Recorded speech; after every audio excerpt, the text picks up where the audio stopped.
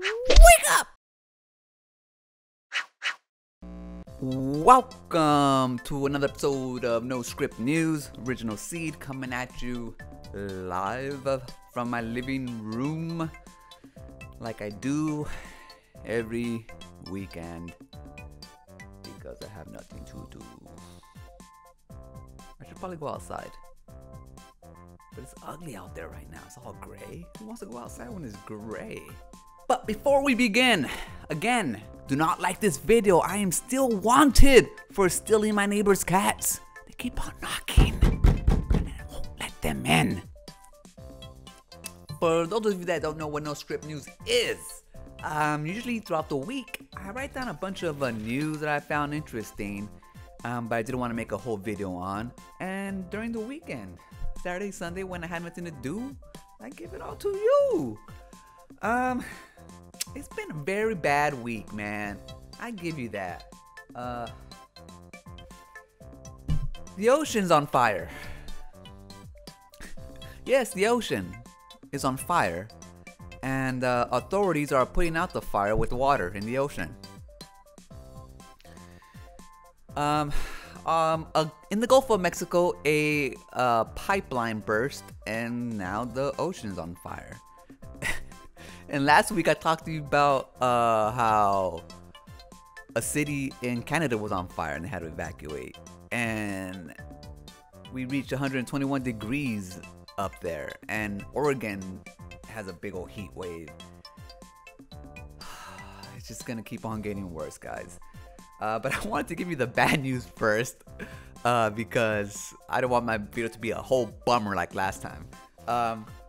So rumors are swirling around the internet that Kojima and Microsoft have signed a letter of intent and they intend to work on a game together. And this rumor has been going on for a while now. It's a blow to Sony, guys, because they were, well, obviously because Kojima always preferred to work on PlayStation. But it seems that PlayStation kind of turned their back on Kojima. So whatever, you know, I see it as a good thing for both the gamers, Xbox gamers, and Kojima. He gets to pretty much have free reign to develop what he wants to develop using Microsoft technology, according to the rumor. So he doesn't necessarily have a certain game that they're working on, or you know, but instead of letting him just go hog wild, which is a little crazy, you know, considering last time he went hog wild, we got Death Stranding. A lot of people didn't like that game. I like it, but it was something different. And I'm thinking now with the cloud and all that stuff, maybe the ideas that he had with Death Stranding, trying to connect the whole world together. People who play the game know, like, after you get to a certain area, you can use stuff that another player has created or whatever. Maybe now he'll be able to actually deliver on, you know, the idea that he first had for the game. Of course, he won't be able to do this game because I think it belongs to Sony. Maybe not. But maybe in the future, you know, he gets to expand on it. Hopefully he doesn't, you know, get too crazy, but you know what it is. I think it's good news. If it's true. If it's not, then what? If it's not, what are you gonna do? What else do we got on the docket? Sony buys Nexus, or Nexus. It's a third-party studio. I'm sorry, it was an independent studio that specializes in making PC ports, which is pretty much, you know, the sign showing that all PlayStation games are coming to PC. So if you don't want to buy an expensive PlayStation 5 because it's big, it's expensive, it hardly has any games on it, exclusive games on it, and you have a PC, you just might want to save that $500 and that $70. I don't know, there might be $70 on PC too. I don't even know now. They're $59.99, right? To $60. Anyways, so yeah, you guys might want to wait because you're buying all these porting studios. All these games are gonna eventually show up on PC. I don't have a PC, so my PlayStation 5 is good. But if you do, think about it.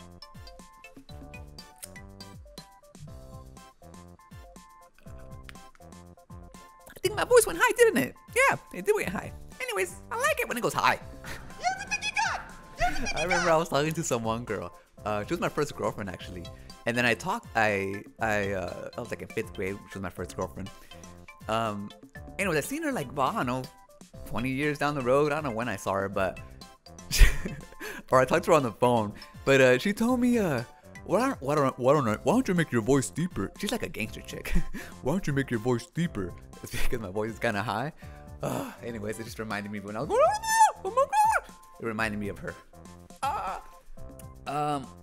Bomb squad in LA detonated explosives in the middle of a neighborhood, injuring 17. Now, according to the LA department, they have no idea how this happened, and they said it was a mistake, blah blah blah, on Twitter. But of course, that was a lie. Actually came out and said they were gonna detonate some on site. They actually even invited news crews to the site. So today, just after noon, there was an anonymous call made regarding some fireworks at a residence here on 27th Street. Newton area officers responded. When they met with the individuals in the house, they were given permission to go to the backyard. When they went to the backyard, they saw a large quantity of fireworks. The bomb squad was requested. They're here now. They're taking those fireworks, over 5,000 pounds worth of fireworks, and they'll remove them to a storage location. There is also a small amount of unstable, improvised, explosive type fireworks. Those are too unstable to move. They'll be blown up here at scene. There's one adult in custody, and he'll be booked for the fireworks and for child endangerment. So either they did a mistake and they blew up the wrong batch, or they just pretty much just blew it up thinking that their little bomb squad car or little contraption was gonna keep the explosion inside.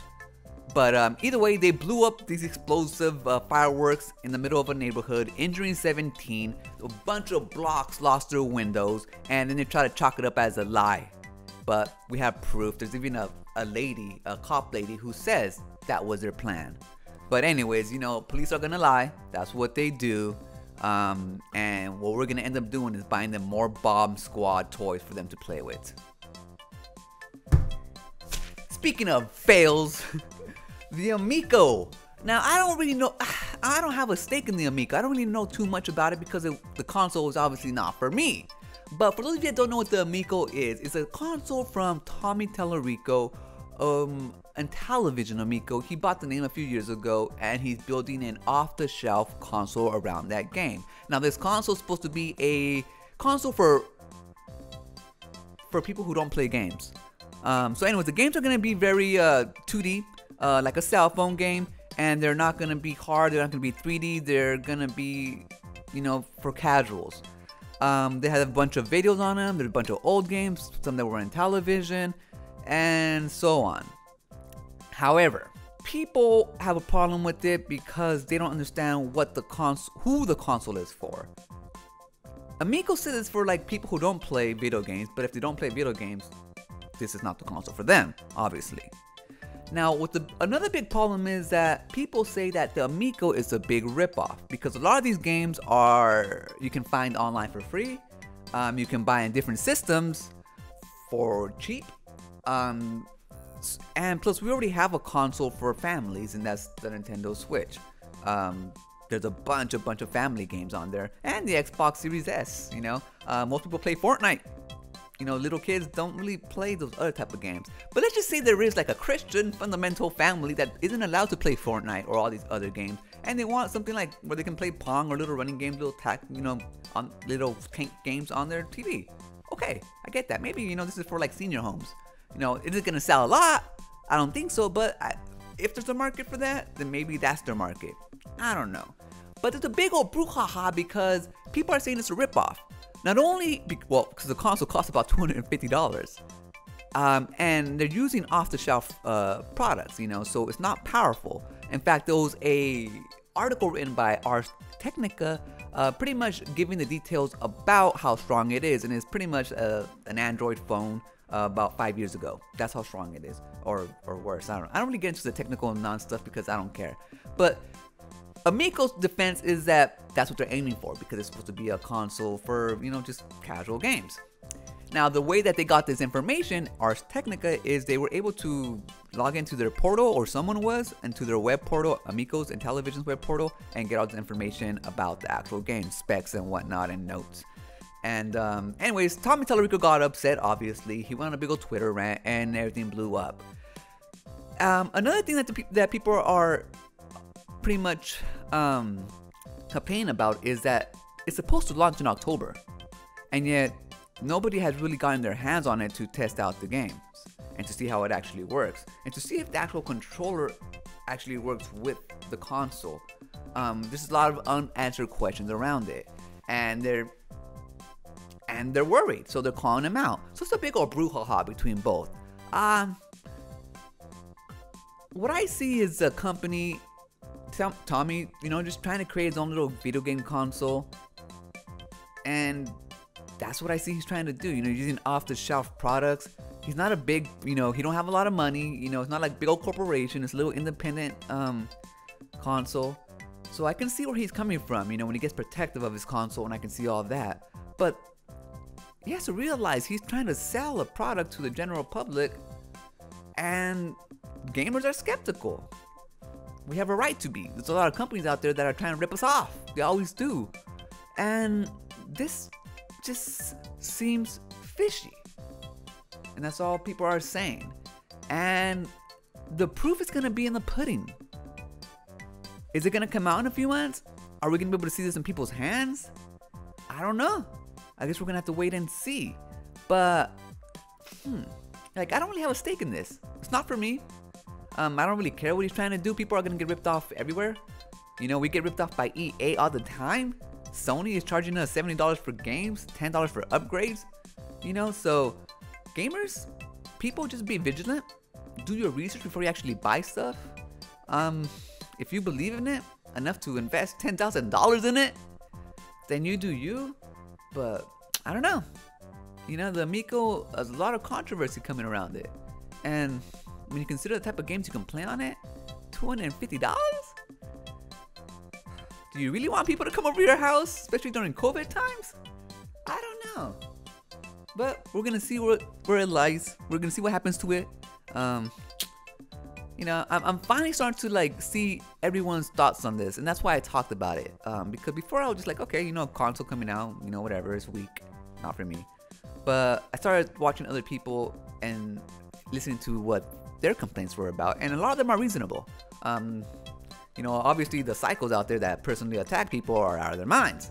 But people who actually just want to give out information or have questions, I can understand them too.